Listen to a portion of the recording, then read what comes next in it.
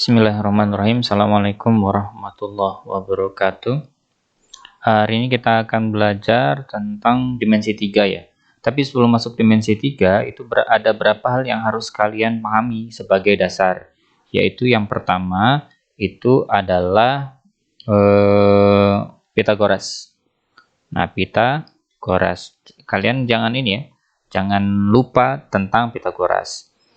Pitagoras itu misalkan ada segitiga gini, ada segitiga siku-siku dengan panjang sisinya ABC, maka ini berlaku A kuadrat ditambah B kuadrat sama dengan C kuadrat. Apakah ini ABC-nya bisa ditukar-tukar? Bisa ya, tergantung dengan penempatan huruf pada segitiga yang kita definisikan. Kalau misalnya C-nya di sini, B di sini, A di sini, berarti dia berubah menjadi C kuadrat tambah B kuadrat sama dengan A kuadrat. Jadi dalam Pitagoras itu sebenarnya tidak menyatakan A, B, dan C ya, tapi hipotenusa. Hipotenusa itu adalah sisi miring. Dan sisi miring ini pasti sisi terpanjang kan. Sisi miring kuadrat itu sama dengan jumlahan kuadrat dari sisi-sisi yang lain. Nah, itu ya dipahami. Apa namanya? Sebagai teorema Pitagoras. Setelah memahami teorema Pitagoras, kalian harus ada beberapa angka-angka istimewa yang ada dalam dimensi 3. Nah, itu kalian harus hafal. Apakah harus dihafal total? Sebenarnya sih kalau kalian bisa mencarinya itu bisa cari secara manual ya. Cuma kalau kalian menggunakan angka-angka istimewa sebagai hafalan itu mengerjakannya jauh lebih mudah gitu. Contohnya gimana? Contohnya gini. Misalnya kita punya segmen garis ya, dari sini A ke C.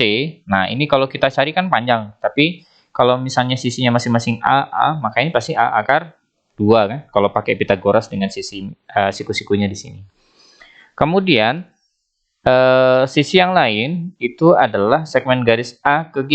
Nah, A ke G ini itu kita tahunya adalah A akar 3 dengan sisinya ini ya. Nah, ini. Kalau misalnya lagi ya, midpoint di sini, ada tengah di situ, kemudian kita buat garis dari tengah ini sampai G, maka panjangnya itu adalah berapa? Yaitu A per 2 akar 6. Nah, gitu ya, A per 2 akar 6. Kemudian ada lagi nih, satu lagi, yaitu panjang garis dari sini ke sini. Nah, kemudian kalian buat midpoint ini dari sini ke sini. Di tengah ya. Kalau kalian bikin garis lagi di sini. Nah, garis ini kebetulan sekali ini tuh akan membagi 3 sama besar. Jadi kalau tadi totalnya itu adalah A akar 3 kan? Totalnya kalau kita bagi 3 berarti berapa? A per 3 akar 3. A per 3 akar 3, terus A per 3 akar 3. Yang kebetulan sekali adalah jarak dari E ini ke garis ini itu adalah A akar 3. Jadi dihafal baik-baik ya, A per 3 akar 3. Kemudian jarak dari garis ini juga terhadap GI, sebut saja JA dengan GI itu juga sepertiga A per 3 akar 3. Kemudian jarak ini GI ke C ini juga A per 3 akar 3. Nah, ini dihafal ya angka-angkanya. Karena angka-angka ini akan sering keluar sekali di dimensi 3. Sekali lagi ya dihafal. Harus dihafal ini. Supaya mudah. Gitu. Setelah membahas dasar dari dimensi 3 ya, termasuk angka-angka istimewa tadi, kita akan bahas mulai. Jadi dimensi 3 itu dibagi 3 tuh. Dimensi 3 itu dibagi 3 ya. Dimensi 3 itu yaitu jarak dan sudut. Dibagi 3 ini jarak dan sudut. Nah, kita masuk ke jarak dulu ya. Jarak itu misalnya dari kalau misalnya panjangnya 10, 10, 10. Jarak ya. Nah, jarak itu kita bagi menjadi ada beberapa bagian, yaitu titik ke garis, yaitu titik ke titik yang kita bahas ya, titik ke titik. Contohnya misalnya dari A ke B. Itu kalau ditanya jarak, berarti jaraknya adalah 10 ya. Definisi jarak, definisi jarak pada dimensi 3 itu adalah garis lurus yang bisa dicapai oleh 2 titik ya. garis lurus. Jadi jarak itu yang bukan kayak gini. Ya kalau di map kan misalnya jarak dari Jakarta Bogor kan ya jalannya begini-begini ya. Nah, itu enggak ya. Kalau di dimensi 3 kita definisikan jarak itu adalah apa namanya? Jarak itu adalah garis terpendek yang bisa dicapai oleh ini. Jadi yang akan kita bahas ini adalah garis ke garis. Dulu ya. Jadi kalau 10 10 10 maka jaraknya dari A ke B 10. Kalau jarak A ke C, nah ini kan berarti sebenarnya garis ini tadi ya. Garis dari kita tarik A ke C. Nah, panjang garis A ke C ini. Kalau kita pakai Pitagoras 10 10 ya. Tadi angka istimewa 10 akar 2. Nah, gampang ya.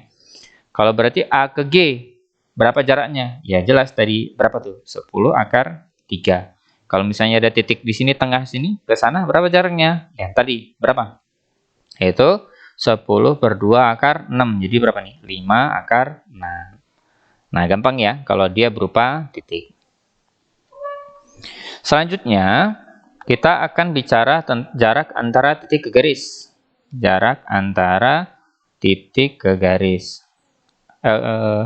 Kok garis ini? Titik ke titik ya, sorry. Tadi titik ke titik harusnya. Titik ke garis. Contohnya gimana? Contohnya gini. Titik A ke garis AC. Nah, yang dimaksud jarak itu, kalian caranya gini ya. Kalian buat dulu segitiganya. Kalau ditanya titik dan garis, buat segitiga. Temu segitiganya. Kalau ini misalnya 10, 10, 10. Nah, ketemulah ini ya. Ya, sebenarnya berarti jarak dari A ke B itu adalah garis lurus kan? Nah, tapi garis lurusnya itu siku-siku terhadap garis yang dimaksud. Jadi, ada bantuan garis itu, garis A ke B. Nah, garisnya itu harus tegak lurus terhadap garisnya. Garis yang bantunya itu, jaraknya itu harus tegak lurus terhadap garis itu. Kan yang ditanya tadi A ke BC kan? Nah, gitu. Jadi, jaraknya adalah 10. Nah, kalau ditanya misalnya B, ini tadi 10 ya, 10, 10. D ke garis BC, jadi berapa? Ya, berarti kita tarik garis yang dia siku-siku, gitu. Berarti jaraknya ya 10. Kalau misalnya ada tengah-tengah di sini, berarti jarak ke BC sama ya, berarti 10. Paham sampai sini ya? Nah, sekarang misalnya jarak antara A ke garis FG. FG, berarti kalian buat segitiga dulu kalau bingung. Buat segitiga dulu ke arah sana. Nah, mana ruas garis yang merah ini yang siku-siku terhadap FG? Maka ini ya. Nah, berarti jaraknya itu berdasarkan ini kita, yaitu 10 akar 2 kan. Pakai Pitagoras. Nyambung ya? Nah, kira-kira begitu. Kemudian yang selanjutnya itu adalah jarak antara titik ke bidang. Titik ke bidang. Nah, kalau titik ke bidang ini misalnya A ke bidang B, C, F, G. B, C, F, G itu yang sebelah sini ya. Nah, yang dimaksud jarak, ya kalian buat dulu. Sama kayak ini. Kalian buat. Nah, segmen garis yang mana segmen garis itu tegak lurus terhadap bidangnya. Nah, karena dia berbentuk berbentuk bangun ruang, maka sebenarnya pada dasarnya jaraknya itu adalah tinggi dari bangun ruang itu tersendiri. Yang mana tinggi itu pasti tegak lurus kan terhadap bidang bawahnya. Makanya kalau misalnya 10 10 ya jaraknya 10 gitu. Itu ya, pada dasarnya gitu sih. Konsep dasarnya itu yang dipahami. Nah, itu ya. Nanti kita lanjut lagi. Assalamualaikum warahmatullahi wabarakatuh.